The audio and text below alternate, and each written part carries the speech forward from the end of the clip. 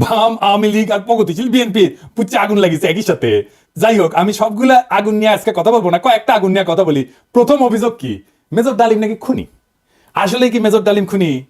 আসলে না, খুঁজে দেখি। বিপ্লবী এবং সৈনিকদের খুনি বলা যায় না, কারণ তাদের কর্মকাণ্ড এবং উদ্দেশ্য সাধারণ অপরাধীর সাথে তুলনা করা যায় না।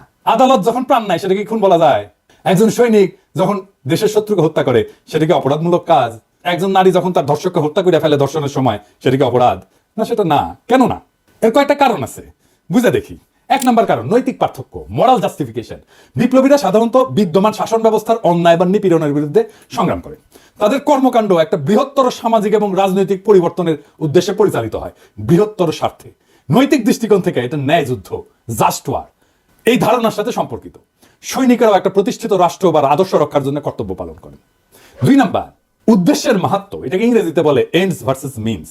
বিপ্লবী বা সৈনিকদের কর্মকাণ্ডের উদ্দেশ্য ব্যক্তিগত স্বার্থ না, বরং এটা বৃহত্তর সমাজ জাতির জন্য। দার্শনিক ইমানুয়েল কান্ট বা জন স্টুয়ার্ট মিলের মতবাদে উদ্দেশ্যের গুরুত্ব এবং প্রভাব নিয়ে আলোচনা আছে।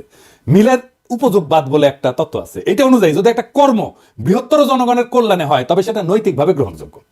তিন নাম্বার, সমাজের দৃষ্টিভঙ্গি বা পারসেপশন বাই সোসাইটি। সমাজ সাধারণত সৈনিকদের রক্ষক এবং বিপ্লবীদের ন্যায়ের প্রতীক হিসাবে দেখে। সময়ের সঙ্গে অনেক বিপ্লবীকে নায়ক হিসেবে স্বীকৃতি দেওয়া হয়। এটার আইনি ব্যাখ্যাও আছে। এক নম্বর হইতেছে যে লেজিটিমেসি অফ অ্যাকশন, মানে রাষ্ট্রীয় বৈধতা। সৈনিকদের কর্মকাণ্ড রাষ্ট্রীয় আদেশের আওতায় ঘটে। আন্তর্জাতিক আইন অনুযায়ী যুদ্ধ বা প্রতিরক্ষায় হত্যা বৈধ, যদি তা যুদ্ধের আইন মেনে চলে। দুই নম্বর হচ্ছে রাজনৈতিক লড়াই বনাম অপরাধ, পলিটিক্যাল স্ট্রাগল ভার্সেস ক্রাইম। বিপ্লবীরা সবসময় বিদ্যমান আইন ভঙ্গ করে। বিপ্লব বা অভ্যুত্থান বিদ্যমান আইনের উপরে। সেই জন্য বিপ্লবীদের কর্মকাণ্ডকে অপরাধ হিসেবে বিবেচনা করা যায় না, কারণ আইন এটা সংজ্ঞায়িত করে বা ডিফাইন করে অপরাধ, আর বিপ্লব এটার উপরে। উপরে থেকে এই অপরাধের ডেফিনেশন তো বিপ্লব গ্রহণ করবে না। জুলাই বিপ্লবে পুলিশ নিহত হয়েছিল, মারা গেছিল, মেরে ফেলা হয়েছিল, এটা অপরাধমূলক কাজ না, এটা বিপ্লবী সহিংসতা।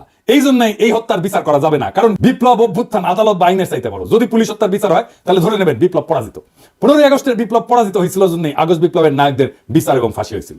তিন নম্বর হইতেছে যে ইচ্ছাকৃত হত্যা বনাম কর্তব্য, ইন্টেনশনাল কিলিং ভার্সেস ডিউটি। সাধারণ অপরাধী ব্যক্তিগত স্বার্থে হত্যা করে, অন্যদিকে সৈনিকেরা যুদ্ধক্ষেত্রে এবং বিপ্লবীরা সামাজিক রাজনৈতিক কাঠামো এবং বিদ্যমান ব্যবস্থা বদলের উদ্দেশ্যে কাজ করে, এবং এর ক্ষেত্রে বিপ্লবী সহিংসতা হয়। এইটা তাদের কাজকে ইচ্ছাকৃত হত্যাকাণ্ড থেকে আলাদা করে। সেই জন্যই তাদের কাজগুলোকে ইচ্ছাকৃত হত্যাকাণ্ড থেকে আলাদা হয়ে যায়। শেখ মুজিবকে কেউ খুন করেনি, সে অভ্যুত্থানে নিহত। তার পরিবারের সদস্যদের কেউ খুন করেনি, তারাও অভ্যুত্থানে নিহত। দ্বিতীয় অভিযোগ হচ্ছে মেজর ডালিম শিশু হত্যা করেছে। আবার ইন্টারেস্টিংলি, কৌতুকপ্রদভাবে এটা আইসিছে বামেদের কাছ থেকে। হ্যাঁ, মেজর ডালিম কি শিশু হত্যা করেছে?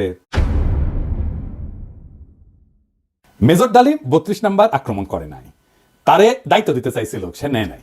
কারণ মুজিব পরিবারের সাথে তার একটা ব্যক্তিগত পারিবারিক সম্পর্ক ছিল। সে গেছিল মুজিবের ভগ্নিপতি আব্দুর রব শেরনিয়াবাতের বাসায়। সেখানে তার 14 বছরের বয়সী মেয়ে বেবি, 12 বছরের বয়সী ছেলে আরিফ এবং 4 বছর বয়সের নাতি সুকান্ত আব্দুল্লাহ, যেটা আবুল হাসনাত আব্দুল্লাহর ছেলে, ও মারা যায়। আবুল হাসনাত আব্দুল্লাহ হারামজাদাটা পানির ট্যাঙ্কে লুকেছিল, বেঁচে যায়। কিন্তু কথা হইতেছে বাড়ির নারী আর শিশুদের বন্দুকের মুখে ফেলায় পানির ট্যাঙ্কে লুকেছিল কেন হারামজাদাটা? ওইটা জয় বাংলা হইলে তো আরো সুবিধা হইলেনি। যাই হোক, এবার আসেন দেখি মহান বিপ্লবের সময় শিশুদেরকে হত্যা করা হয়েছিল, যতগুলো বিপ্লব হয়েছে ইতিহাসে, যেগুলো নাম জানি আমরা, যেগুলো নিয়ে কাইট হয়ে পড়ে যায় বিপ্লবীরা। আসেন সেটা দেখি। ফরাসি বিপ্লবের সময় লুই শার্লস, যাকে লুই সপ্তদশ বলা হয়, মানে রাজা ষোড়শ লুই এবং মেরি আন্তর্নাথের ছোট ছেলে, বন্দী অবস্থায় খাইতে না দিয়ে কারাগারে রেখে মৃত্যুর দিকে ঠেলে দেওয়া হয়। যখন তার মৃতদেহ বের করা হচ্ছিল, তার শরীরে কোনো মাংস ছিল না, কঙ্কালের উপরে চামড়া। বিপ্লবীরা হত্যা করবে না, কারণ তাদের পবিত্রতা নষ্ট হবে, কিন্তু খাইতে না দিয়া দিনের পর দিন কষ্ট দিয়া মেরে ফেলা যাবে। তো ফরাসি বিপ্লব নিয়ে আধিখ্যাত তো করে সবাই। আবার রুশ বিপ্লব নিয়ে তো বামেরা কাইট হয়ে পড়ে যায় না? যে বামেরা কবে তাদেরকে কইবেন এটা, যে রাশিয়ার জার দ্বিতীয় নিকোলাস এবং তার পরিবারের সদস্যদের বন্দী করে কমিউনিস্টরা। জার কিন্তু তখন ক্ষমতায় না, জারের ক্ষমতা অনেক আগেই চলে গেছে। কমিউনিস্টরা কিন্তু জারের কাছ থেকে ক্ষমতা নেয়নি। কমিউনিস্টরা কেরেনস্কি সরকারকে উৎখাত করে ক্ষমতা নিয়েছে, মানে লেনিন।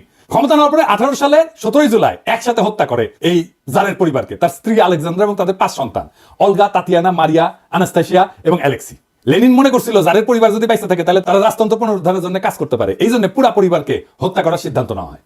পরিবারের সকল সদস্যদেরকে কমিউনিস্ট বিপ্লবীরা গুলি করে হত্যা করে, পরে তাদের মৃতদেহ অ্যাসিড দিয়ে বিকৃত করে মাটিতে পুঁতে ফেলা হয়। এর মধ্যে আনাস্তাসিয়া নিকোলায়েভনার এর বয়স ছিল 17 বছর, আর অ্যালেক্সি নিকোলায়েভিচের বয়স ছিল মাত্র 13 বছর। দুই ক্ষেত্রেই প্ল্যান করে মারা হয়েছে। অনেক পরে 15 আগস্টে শিশুরা মারা গেছে কোল্যাটারাল ড্যামেজে, প্ল্যান করা হয়নি যে শিশুদের মারা হবে। এখন আমরা যদি বলি মেজর ডালিমেরা তো শিখেছে ফরাসি আর রুশ বিপ্লব থেকে, উত্তর আছে আগে বামেরা লেনিনের বিচার করুক, ফ্রেঞ্চ রেভলিউশনের বিপ্লবীদের বিচার করুক, জবাব আনুক, আমরা তারপরে জবাব দেব। এখন অনেকের মনে প্রশ্ন এসছে যে মেজর ডালিম কি তাহলে দেশে ফিরবেন বা ফিরতে পারবেন? আমাকে সুইডেনের ভাই বড় ভাই যিনি মেজর ডালিমের শিষ্য উনি বলছেন ওনার তো দেশে আনা দরকার, উনি অবশ্যই দেশে আসবেন। আমরা নতুন সংবিধান লিখলে 15 আগস্টকে বিপ্লবী অভ্যুত্থানের মর্যাদা দেব, আগের রায় বিচার সবকিছু ইনভ্যালিড হয়ে যাবে। তিনি তখনই বীরের বেশে দেশে ফিরবেন। 24-এর বিপ্লব যারা নির্মাণ করছে তাদের অনেকেরই আইডল ছিলেন মেজর ডালিম, অন্তত আমার তো ছিলেনই। ওনার নাম আমরা আকাশে লিখে রাখবো ঈসা খান তিতুমির হাজী শরীয়তুল্লাহর সাথে। বাংলাদেশে যতবার জালেম আসবে ততবার মেজর ডালিমেরা জন্মাবে। কখনো তাদের নাম হবে আবু সাইদ, কখনো তাদের নাম হবে মীর মুগ্ধ, কখনো তাদের নাম হবে ওয়াসিম, আনাস। আমরা এক একটা তালার নাম দেব এই বীরদের নামে। 24-এর বিপ্লব একটা প্রকৃত বিপ্লব হয়ে উঠবে যদি আমরা নতুন সংবিধান লিখে মেজর ডালিমকে দেশে ফিরে আনতে পারি। সেই দিন হবে বিপ্লবের প্রকৃত বিজয়। ইনকিলাব জিন্দাবাদ।